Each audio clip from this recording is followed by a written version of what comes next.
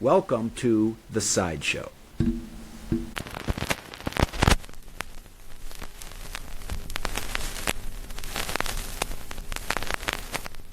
Welcome, everybody, to another edition of The Sideshow. Today, Mike is going to be leading the charge. So, Mike, why don't you let everybody know what we're going to be diving into today?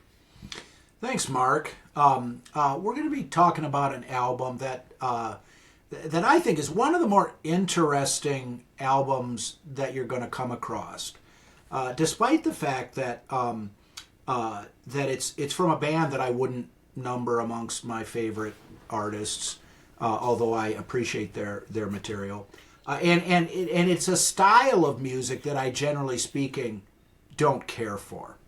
With that, I don't like the band, don't like the music. With that said, I think it's a worthwhile band to talk about, and I think this is a worthwhile band or a worthwhile album to listen to. There's a reason why I bought it back in the day, and we're going to talk about the Kraftwerk album "Computer World" and side one, and the band is Kraftwerk, and the style of music, and there's various labels. The label that I choose to put on it is synth pop. And I think that Kraftwerk is arguably was the original group of artists that really created, to a large extent, this type of music. And there's there's a lot of synth pop that became big in the 1980s. Kraftwerk, this album came out in 1981, but Kraftwerk had started to do this kind of stuff, earlier into the 70s.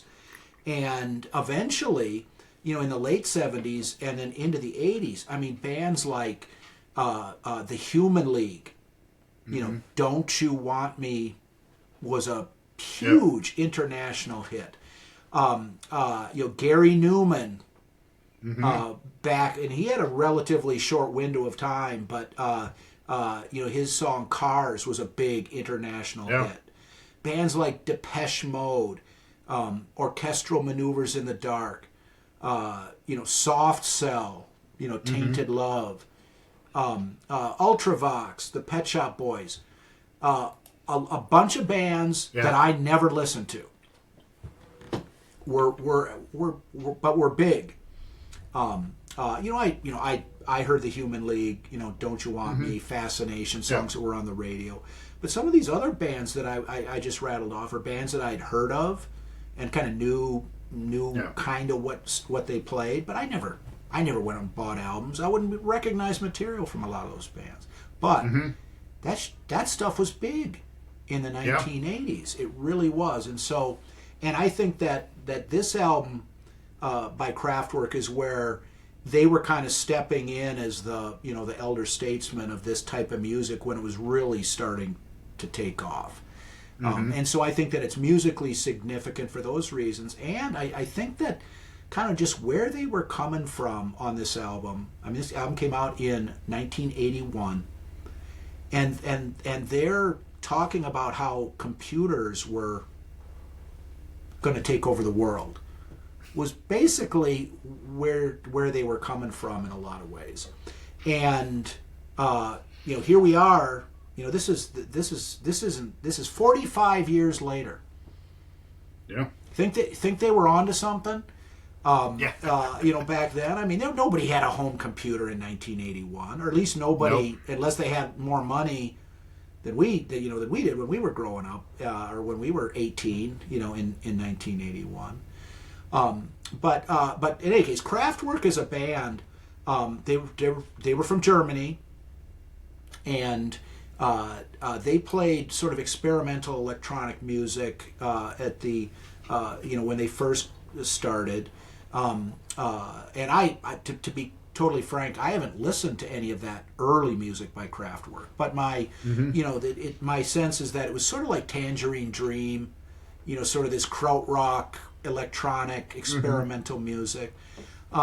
but the first album that most people might have been heard of or aware of to some extent came out in 1974 called Autobahn, and there was a side-long track on the album, like 22 minutes long, the title track Autobahn, and it was the purpose of the track was to sort of try and encapsulate getting into your car and taking a drive in Germany on the Autobahn, the highway system in Germany. And it was around the time of this album where they'd started to get into the rudimentary basics of what came to be synth pop or techno pop. And it was less, sort of washes of sound, more like sequenced patterns, electronic drums, drum machines. Yeah. And so, you listen to some early Tangerine Dream, and it's sort of like this Brian Eno-like ambient music. It doesn't have the same beat as most pop music, and certainly the sort of techno pop,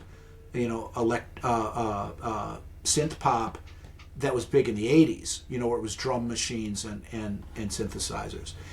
And an Autobahn is kind of an acquired taste. But if you if you listen to it, I mean the root of drum machine, repeated patterns of notes on a synthesizer, that stuff is already there. And over the course of the 70s, they put out a number of other albums, including in 1976 an album called Trans Europe Express, which was referring, the title was referring to the rail system in Europe, which is a very efficient and convenient way to travel, on the continent in Europe. I'm sure you've done a fair amount of traveling by train in Europe. My wife and I, we've been to Europe on a number of occasions and have traveled by train. Mm-hmm. And it kind of expanded on this, it had more compressed songs. But was starting to develop this synth pop style, drum machines, synthesizers. There was no conventional drummer, there was no bass player, there was no guitarist in Kraftwerk. Yeah, that's not how they created their music. That's not how they created the sounds that made up their music. And so Trans Europe Express sort of alludes to a more joined system of travel on the European continent. In 1978, they put out an album, and I ended up at some point I got a vinyl copy of this album. I've got a vinyl copy of Autobahn as well, but it was called in 1978. The album was called Man Machine, and the opening track was "We Are the Robots." And just the graphics on the album, sort of Devo-like, automaton, color coordinated uniforms for the band, which were basically just black trousers, red shirts, and black skinny ties. Yeah. And then the song "Man Machine," and the first time the term techno-pop was used, apparently, was a music reviewer who was reviewing their 1978 album Man Machine. He referred to their music as techno pop, and that was the first time that term was used. So even before Computer World, people were starting to say, look, there's a new sort of music that is coming about, and it's music that's created by synthesizers. And not created by by anything that isn't electrically, synthetically created, whether it was synthetic drums, a drum machine, or just synthesized sounds. And the Moog synthesizer had come out earlier in the 70s and was used by some mainstream artists. I mean, there may have been some synthesizers used on Abbey Road. When you can hear towards in parts of Here Comes the Sun, you can hear a synthesizer being used. So and Pink Floyd, for example, Dark Side of the Moon started to use synthesizers and whatnot. So, but that was used more in the context of a conventional pop or rock band. Drums, bass, guitar, keyboards. It was and a lot of times it was used to either like enhance the bass line or of what the song still would have existed without that. It helped with the with the mood and the beat and something a little bit different to exaggerate his style, but it wasn't the main act in a lot of the music. So in any case, we come to 1981. And Computer World is the album that they released, and it was because later that year, that's when the Human League's Dare album came out, which had "Don't You Want Me," and I guess I would imagine that most people who listen to classic rock era music have heard that song, whether they like it or not. But a lot of people really liked it. It was a very successful song.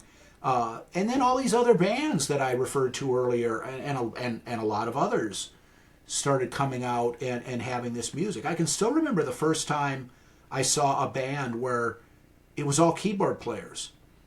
This would have been 1982, 1983, that neck of the woods, at First Avenue in Minneapolis when I was going to college there. It became a big thing, and also early in the 80s, computers started to become more prevalent in life. And so I think that the reason why I think this is the Kraftwerk album that's most worth talking about is because it sort of shows the intersecting forces that were at work in the world musically in terms of this synth pop craze that was going to be a big part of music in at least the early 80s. And also the proliferation of computers in our life. And this is building off of their previous albums, Man Machine, We Are the Robots, and just sort of the mechanization of things and taking the blood out of so much of what happens in human interaction, blah blah blah blah blah. So it's also being done by a band that they've been doing this for a while. You mentioned some of their earlier albums, and I haven't focused a lot of time on those either. But early 1970, their first album. But the progression from there to this particular album, I mean, they weren't riding a wave. There was a lot of it that they were literally making. Some of these electronic devices and instruments that are being used, they actually invented. Their two founders, Florian Schneider and Ralph Hutter, they've got a patent on one of the earliest electronic drum kits that are out there. They also went to like an electronics firm to get one of the earliest musical sequencers built, and tools like vocoders for electronic vocals and these types of things. I mean, they were actually the ones building these things. And like nowadays, especially nowadays with the way that music is produced, I mean, this stuff is in every studio. It's in a lot of the songs that we hear today. I mean, it's just normal. But I mean, they literally were inventing the equipment that was doing these things. And then to your point, by the time we get to 1980, 1981, the early 1980s, this stuff is starting to be used by bands that are really being recognized more as pop bands. Yes, they're techno pop, but the Pet Shop Boys. I mean, they couldn't tour originally because all their music was done with computers and synthesizers, and it wasn't a fun act to watch, so they had to kind of modify that. But it really became kind of a mainstream thing, and these guys were right smack dab in the middle of the creation of it. So very important band in how we listen to all music nowadays, not just techno pop or synthetic or robot pop or whatever we want to call it. Well, there's a certain amount of contemporary pop music, and which I don't listen to very often. But when I happen to do hear a song, when you listen to it, a lot of times you don't hear that, drummer, bass player, guitar player, keyboard player, singer kind of playing off of each other. Yeah. You've got something where from sampling, sequencing, and other production techniques, you've got a music producer, and then the rest of it is vocal. It's like this could be created on primarily on drum machine and this and that, and then just throw in some color, with keyboards or guitar or whatnot.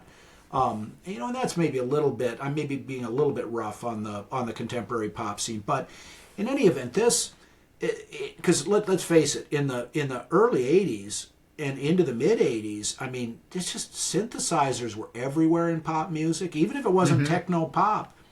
And techno pop was as we've said, was a big thing at that time. Yeah. But let's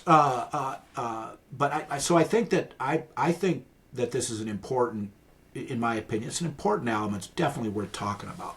Yeah. I've got a vinyl copy which I've had for a while. The cover is pretty computer. It's a computer. Yep. And it shows four guys. There's four guys in the band, Kraftwerk Computer World. And you look on the back cover, and it shows the four members of the band, and they're like at a console. And look at their hair. Those aren't that it isn't their hair. It looks like one-piece plastic wigs. Yeah. Very, very synthetic. Yeah. Very, very not real. Very man machine. Very man machine. And on the dust sleeve, you look at, there's a picture. It shows them from the back. Yeah. They're standing at the console. Now this one is kind of important, I think. It shows the band members, and they've got the one-piece plastic wigs, but each of them is holding a handheld device. Mm-hmm. And I'm going to talk about that a little bit in a little while. But none of them, no one's holding drumsticks. No one's holding a guitar neck. Mm-hmm. They're holding handheld machines. Yeah, is what they're holding. So that's the record itself. So let's start talking about it. And the first track on side one, which is the side we're talking about, is called Computer World. It's the title track. And why don't we just listen to some of that, and then we'll start talking about it. Sounds good.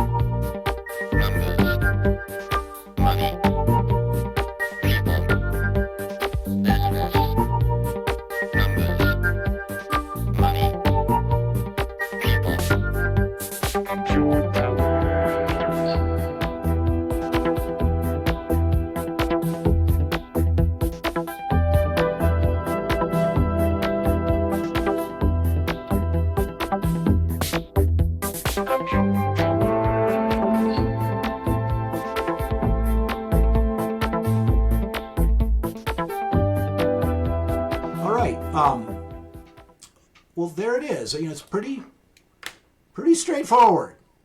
I mean, you've got a drum machine, you've got these repetitive synthetic sounds that kind of keep a beat, and then you've got some color that kind of comes in. to give the song its melody, if you will. I use that term loosely. So I mean, this is all sound that's created synthetically. Yeah. And the lyrics pretty sparse. Interpol and Deutsche Bank, FBI and Scotland Yard. So they're talking about the centers of power and money. And then the voice that was probably put through a vocoder device, like you referred to earlier. One of the things that that this band was instrumental in sort of bringing into the music business. But business, numbers, money, people, computer world. And so it's sort of like saying, okay, there's all these different things: business, numbers, money, people. And kind of like in the first verse with the FBI and Scotland Yard, they repeat it twice, repetitive. And it's just these things are all becoming interrelated, and they're all you see these columns of numbers, computers. We live in computer world. Now at the time, in 1981, when people were listening to this, if they could imagine what life was going to be like in terms of the intertwining role that computers have on just the day-to-day life of the average person, it would be they wouldn't believe it. Yeah.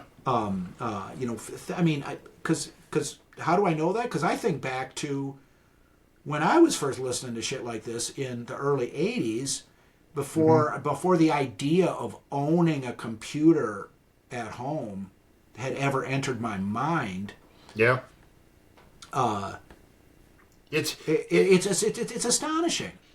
Well, it's astonishing. I think part of this, and where some of this comes from, I think it's interesting to look at where this band came from. This band was from Dusseldorf, Germany.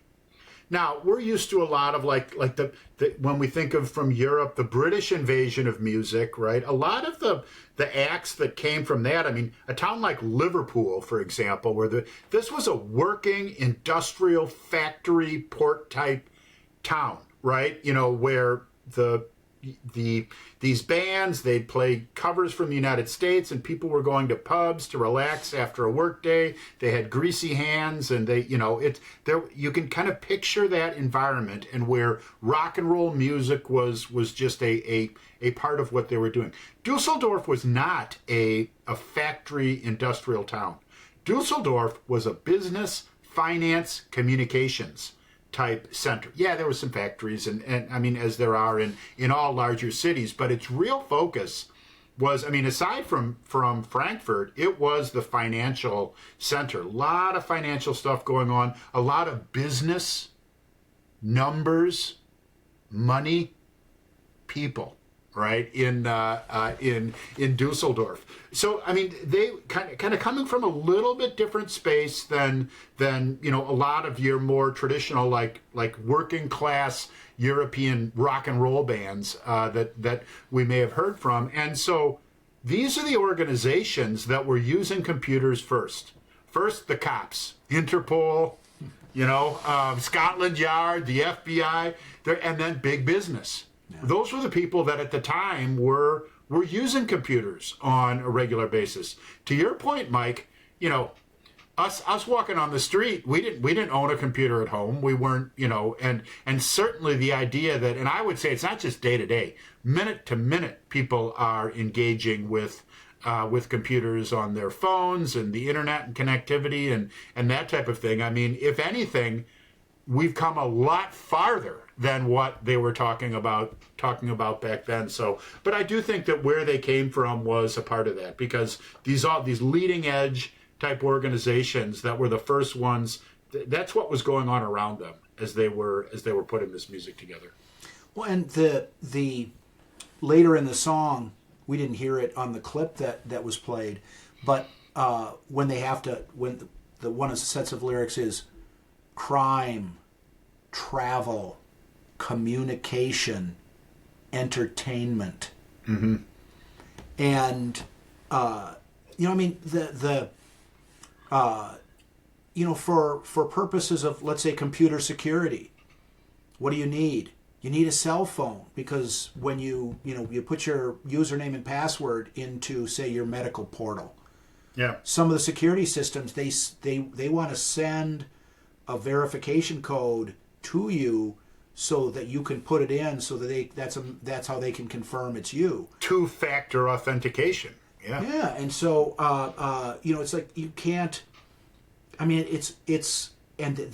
when I was still working, there was a security setup for our computers, and you had to have a cell phone to use remote desktop at home. Yeah. There was no other way that you could do it. Yeah. There's and so in any event, it was, in addition to just being kind of an interesting observation at the time about something that was clearly starting to happen big time in certain areas, as law enforcement, banking, and whatnot. It's just it's an incredibly prescient concept.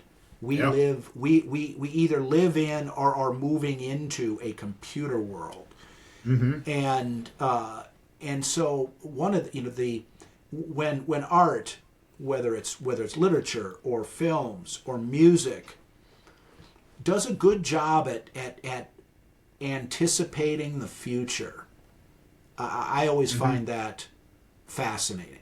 Yeah. I mean, it's, anytime someone mentions Alexa to me, I always quote dialogue from 2001.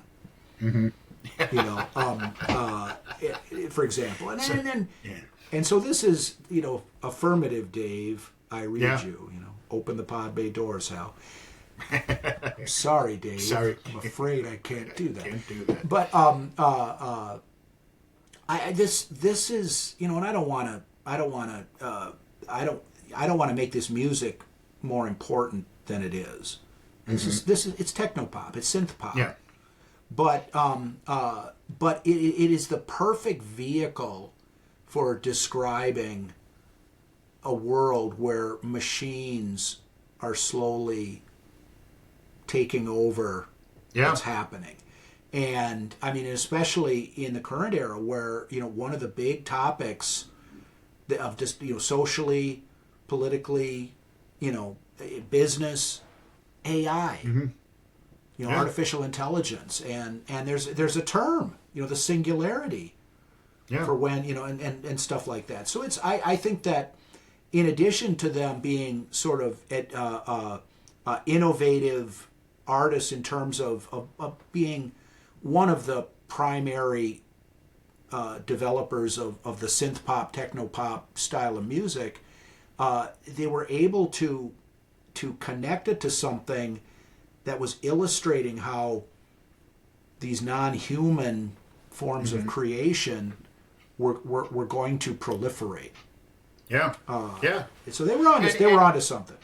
They absolutely were, and they were building something that, I mean, if you look at, you brought up AI. I mean, and one of the things that certainly people that are creative are concerned about is AI creating music, and the idea that more and more, human created music is falling by the wayside, and more AI generated music is taking control. Well, if you listen to a lot of the AI generated music, especially the stuff that's not that good, it sounds like this.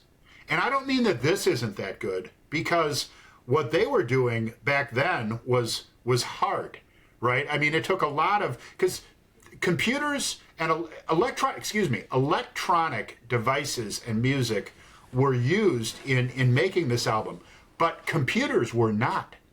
This was not like fed into a computer and then things were edited like they do nowadays with these things. They created the sounds electronically, but the whole recording process was still basically analog. The stuff was fed in. It had to be mixed and dubbed, just like your conventional 4-piece band, right? Had to be done. They were just using electronic instruments, and they were kind of leading the way, as we talked about, on the types of equipment that they were using. You fast forward to now, and it's like this is the type of stuff that AI is pumping out. And to your point, it's not that this music was some type of blueprint that is being followed, but it was very interesting how they saw this is what's happening here, and I believe they would be amazed at how much farther society has come from a computer perspective. I mean, I think we're much more of a computer world than they ever were trying to describe in this song. Yeah, it's no longer science fiction. I mean, the graphics on the album cover, for example. I mean, it looked like fiction. It didn't look like something that was supposed to be a realistic portrayal of how life was at that time. If anything, it was sort of like a foreshadowing a potentially dystopian future that might never happen. Mm-hmm. It was, and I don't think they were trying to. I don't know if they were predicting that this is a dystopian future that we think is going to happen. Yeah.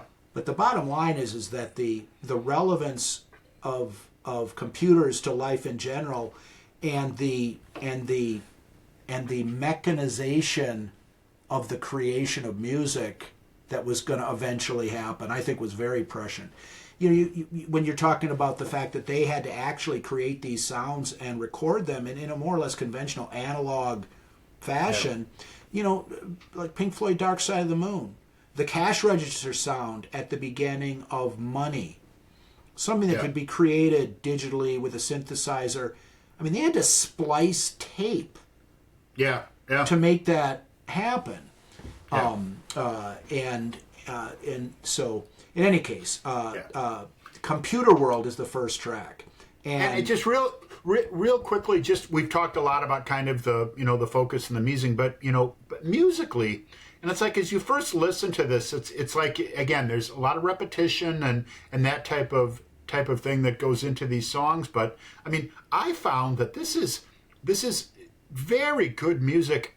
In listening to this as we were getting ready for this podcast, there was some time the other morning where I was in my office taking care of some bills or something, and I had this music on, and it's like if you need to focus on something and you want some like music in the background, this is really good music for that, right? It's got enough of a beat where you're not kind of like fading off, yet it's got a kind of focus inducing quality to it. It's hard to describe. People should listen to it. And while you've got some things that you're trying to take care of, it worked really well. It's surprising because I hadn't picked up any Kraftwerk in a little while, and I actually enjoyed listening to it while I was taking care of some stuff around here. There's certain scenarios where this music goes over fairly well, and it's usually as background. Not something that people want to dance to, or sit and kind of listen to and pick apart the lyrics are not the focus of this material. The concepts that they're talking about are alluded to in the lyrics, but the music really takes the laboring oar in trying to put the message across.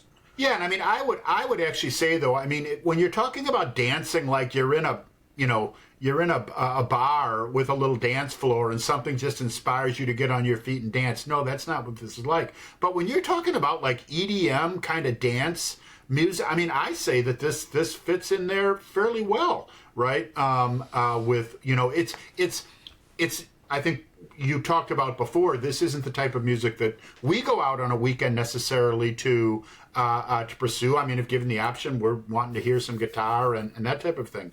But I'll tell you what, there's a lot of people that do enjoy that, that electrical dance music, and some of the origins of that music of today, people will point to Kraftwerk, right, as starting that out. So, from a dance perspective, there certainly are people that are going to enjoy dancing to this. No. Well, in any case, Computer World is the first track and the title track. And moving on, the second track is called Pocket Calculator. And now that's something that was very prevalent, as we were, in high school, the Texas Instruments calculator. Yes. And, if you took trigonometry in high school, you kind of needed that for the sine, cosine function to do your calculations because they weren't teaching kids how to use slide rules anymore because these new products were available. So Pocket Calculator was a computerized device to some extent. And I don't know, I can't talk the talk about the technology, but I think it's fair to say that there was some computer technology that went into circuitry, yeah, absolutely. Pocket calculators. Yes. And that was something that, like I say, in most any junior high or high school, a lot of people would have pocket calculators. So they were very prevalent in the culture at that time. And this track, the Computer World, the first track, there was a certain contemplative aspect to the music. That synthesized, what I referred to as kind of like the melody, was sort of kind of ponder. What does it all mean, sort of thing. This song is much more. It's a little goofier, a little more ho-hummy in terms of things. And why don't we just listen to the first minute or so before we continue our discussion to give the listeners a taste of what I'm talking about, and then we'll continue after. Okay.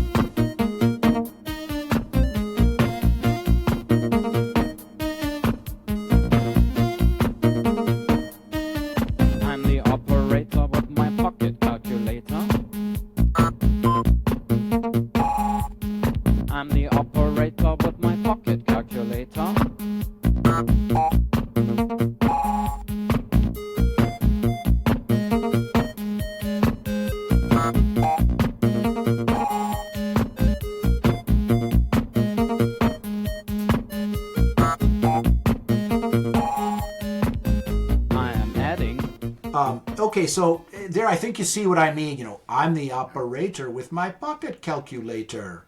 Mm-hmm. I am adding and subtracting. I'm controlling and composing. I'm the operator. It's kind of like, hi-ho, Yeah. hi-ho, it's off to work we Yeah. go. Like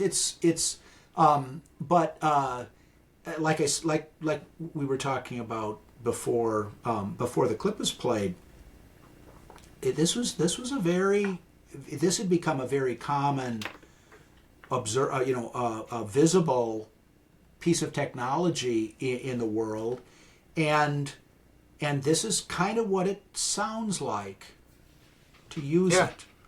Well, and the goofiness of the song is almost from the perspective of someone who's not a nerd, and they're looking at this person who's constantly spending time on their pocket calculator, and they're making fun of them, right? Oh, what are you doing with your calculator? Oh, I'm adding and subtracting, and it's like, look at all these things that I can do. And to your point, I mean, there's people around today that don't use pocket calculators. People aren't walking around with pocket calculators. So for those of you that don't know, they're about this size, like this, right? They're about this size. And if you can picture someone that would spend a large percentage of their waking hours staring at this device and look at all these things that I can add and subtract, and I can control and compose, and I mean, which is what what we're hearing, and again, I think the goofiness is intentional. They're like, look at this person is completely, sinking their life into this little device that they carry around in their pocket. And yet again, pretty prophetic on the part of Kraftwerk, because people are walking around spending a hell of a lot more time on their phones than anybody ever did with a pocket calculator, and they did. There was a little fun made of the people that spent too much time on their pocket calculators. Yeah. So it's a little bit more lighthearted, but I mean musically, it's the same sort of stuff. It's the same format as the first track. Basically, it's a little more lighthearted, and gets down to something that was a little bit more run of the mill at that time. And there's another track that I'd like to play for on this one, to show a little bit more of the, as you say, kind of playful aspects of this song, and we'll finish up our discussion of this one after. Gotcha.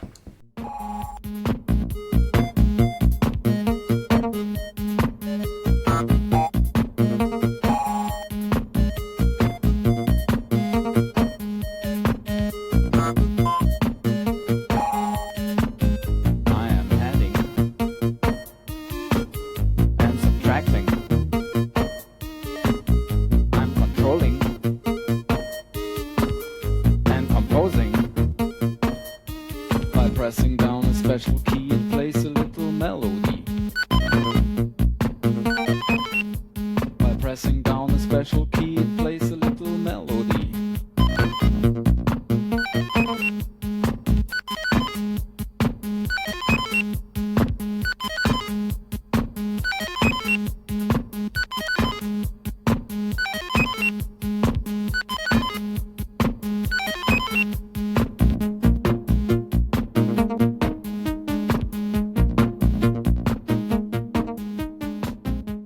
Okay, well that's sort of like the bridge section of this song, and by pressing down a special key, it plays a little melody.